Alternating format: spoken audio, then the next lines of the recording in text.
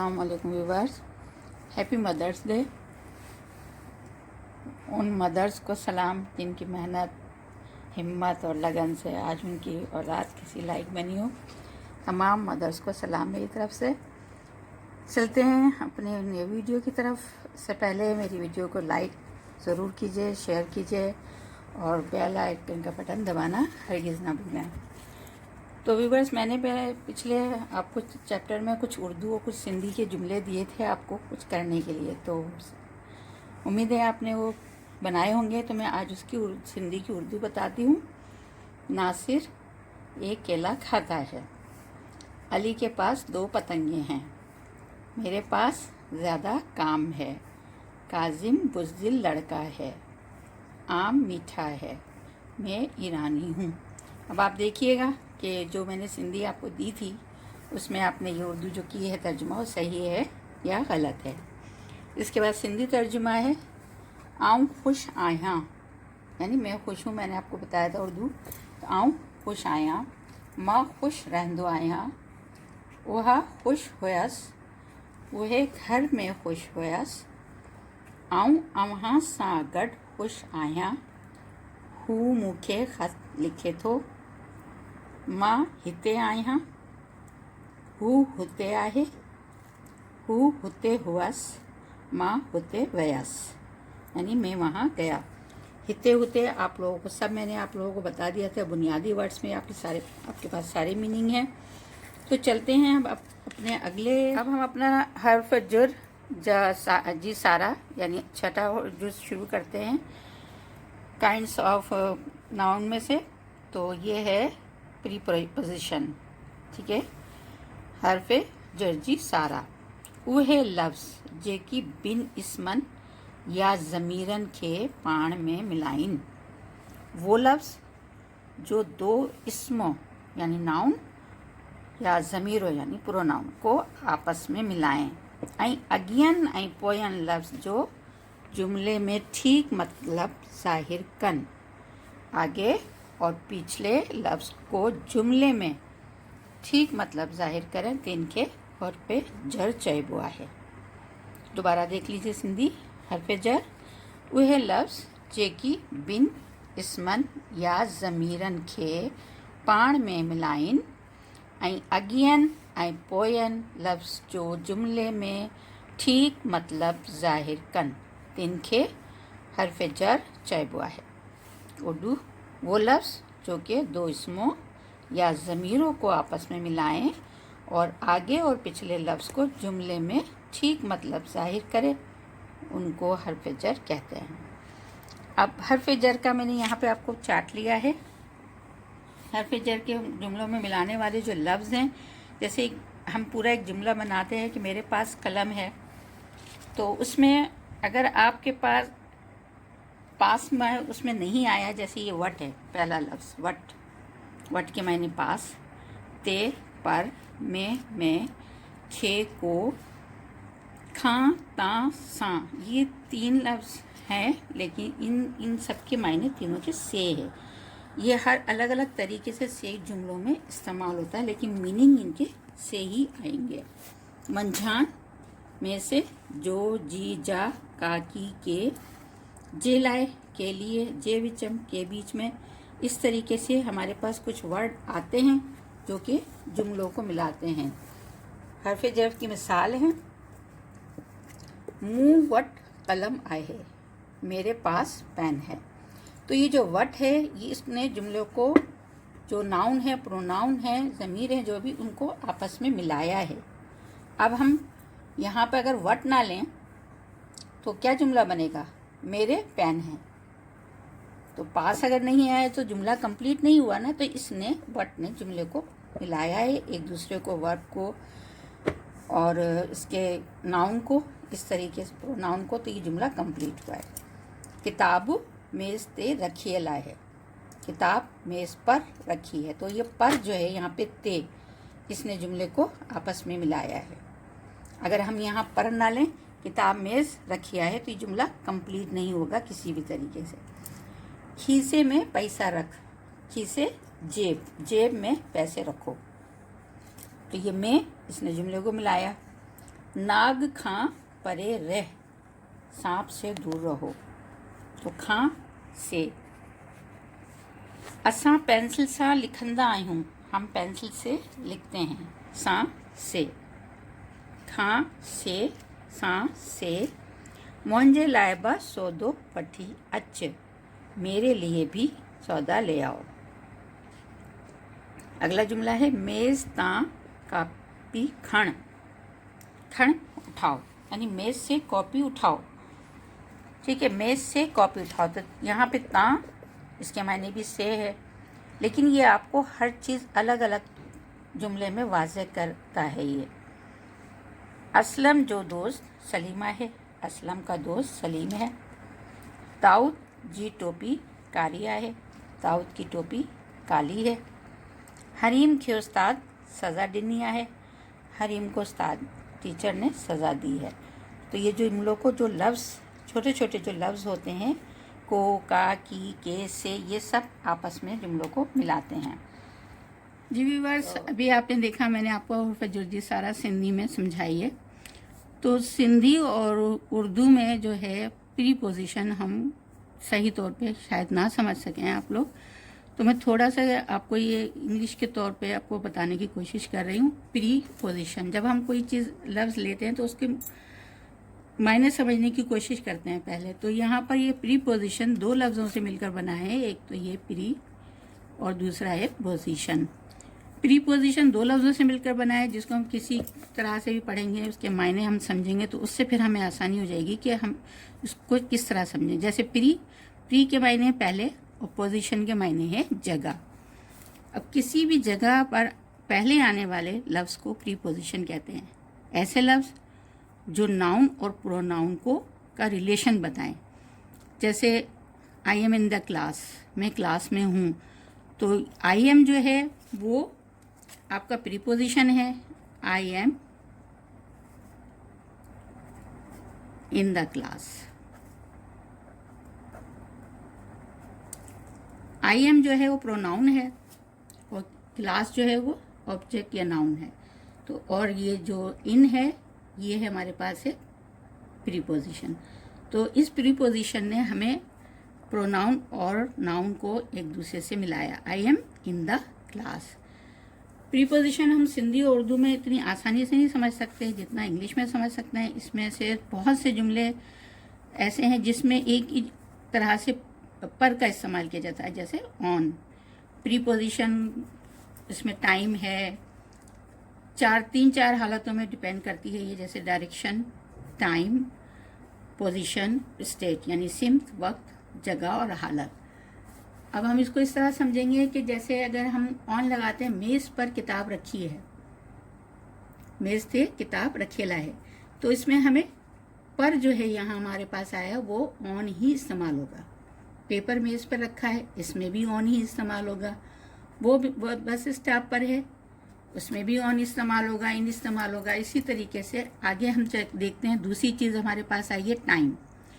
Time दिन तारीख हमें बताती है कि इसमें भी हमें प्रीपोजिशन ही मौजूद है और उसमें हमें टाइम बताएगा। जैसे वो बुध को आएगा तो उसमें भी he will come on Wednesday, तो उसमें भी ऑन आ रहा है। वो मुझसे इतवार को मिलेगा, इसमें भी ऑन आ रहा है। वो 13 जुलाई 1992 में पैदा हुई, इसमें भी ऑन आ रहा है। यानी हमने इसमें दिन तारीख और बताया आपको। तीसरी चीज़ इसमें आ जाती है प्रीपोजिशन में किसी मशीन के ज़रिए, यानी जैसे मशीन हमको ऐसी टीवी, फ़ोन, कंप्यूटर वगैरह ले लेते हैं। जैसे वो फ़ोन पर बात कर रही है तो उसमें भी पर पे ऑन आ गया।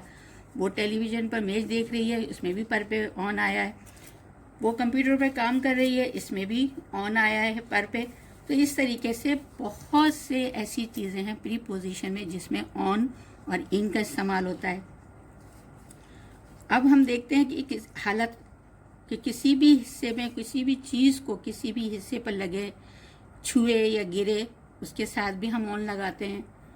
या फिर किसी स्टेट यानी हालत पे भी हम ऑन लगाते हैं। जैसे वो मैच बहुत जोश से खेल रहा था, इससे भी ऑन आएगा। उस्ताद 2 दिन से बेड रेस्ट पर है, इसमें भी ऑन आएगा। आम का जूस आजकल बहुत डिमांड पर है, ये इसमें भी ऑन आ गया। अब हमने देखा यहाँ पर तमाम जुमलों में आपको ऑन का इस्तेमाल हुआ। अब इसके बाद हम पढ़ेंगे ऑन टू।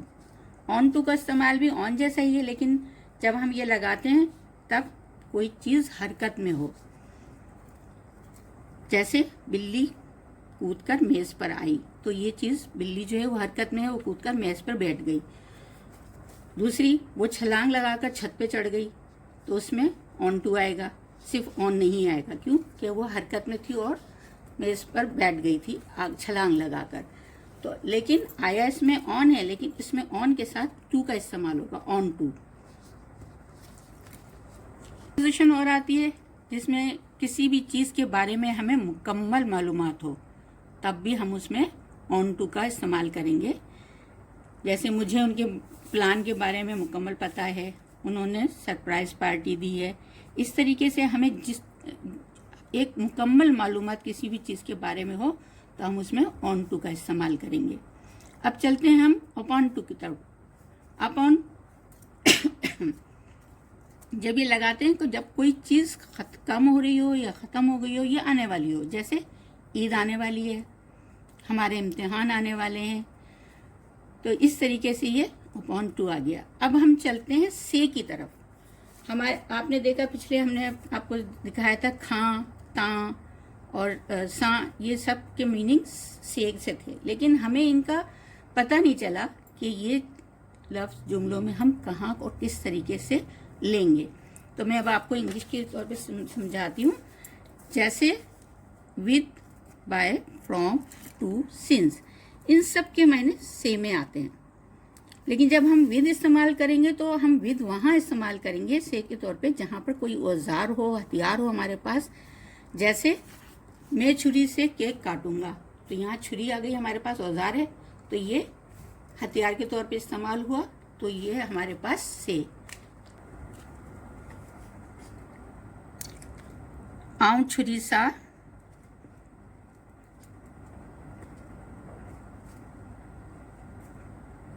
केक वढियो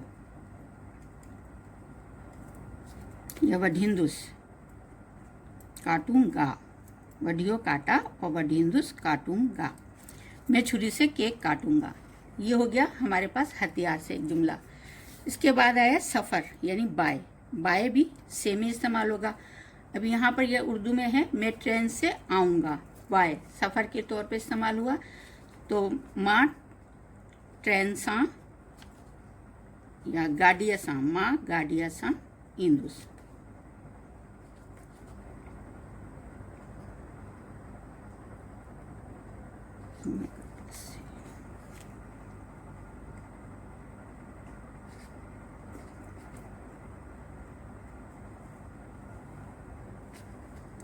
अब इसके बाद अभी आप देख रहे हैं कि इसमें सब में से का इस्तेमाल आ रहा है। ता, खां, सब में से का इस्तेमाल आ रहा है। यहाँ भी से, यहाँ भी से, यहाँ भी से, सब में से का इस्तेमाल है। तो मैं आपको अलग अलग से का इस्तेमाल बता रही हूँ कि किस तरीके से जो है हम उसमें पुट करेंगे जुमले में। अगला है हमारे पास फ्रॉम, वो भी है से के लिए, लेकिन ये अलग करने के लिए है। जैसे पत्ता पेड़ से अलग हो रहा है, पन्न वण सा अलग थी रहे हुआ है।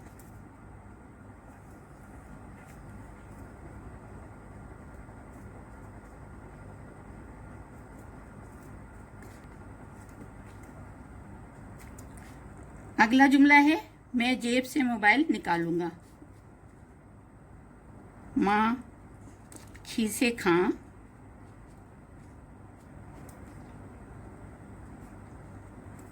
मोबाइल निकालेंदुस। इसमें भी आपके पास खां आ गया, सा आ गया था, ठीक है। इसके बाद अगला जुमला है मैंने सलीम से कहा, आऊं सलीम खां चयो।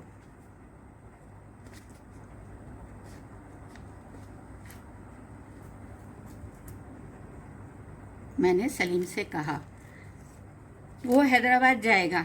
अब यहाँ पे टू है, टू ये भी से है, लेकिन ये मिलने के लिए इस्तेमाल होता है, ठीक है। वो हैदराबाद जाएगा मिलने के लिए। हु हैदराबाद विंडोज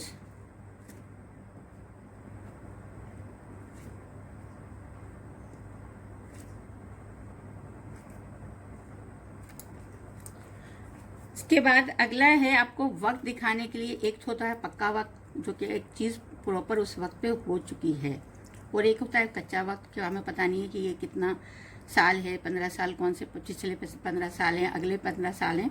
तो पक्का वक्त ये है कि मैं 2005 से पढ़ा रही हूँ। आऊँ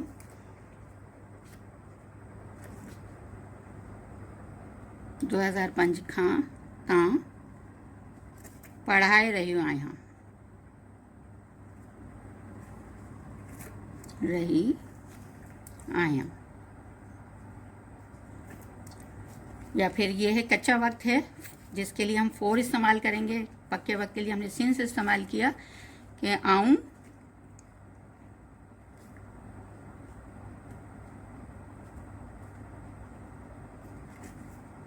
15 वरियन सां पढ़ाई रही हूँ आया।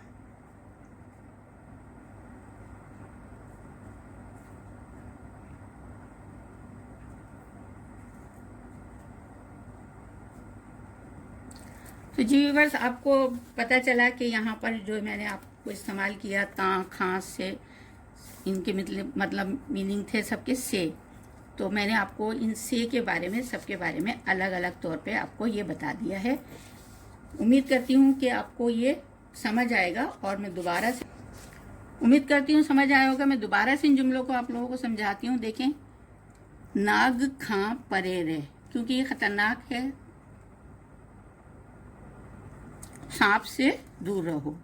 असां पेंसिल सा लिखंदा आयूं, सा यहाँ पर आया, हम पेंसिल से लिखते हैं, लिख रहे हैं, तो इसलिए यहाँ पर सा आया। यहाँ मेज ता कॉपी खण, मेज से कॉपी उठाओ, क्योंकि हम चीज़ एक हरकत में ला रहे हैं। तो इन तीनों चीज़ों से आप से के बारे में आप लोगों को अंदाज़ा हो गया होगा। तो मुझे उम्मीद है हर्फ जर्जी सारा प्रीपोजिशन आप लोगों को समझ आई होगी।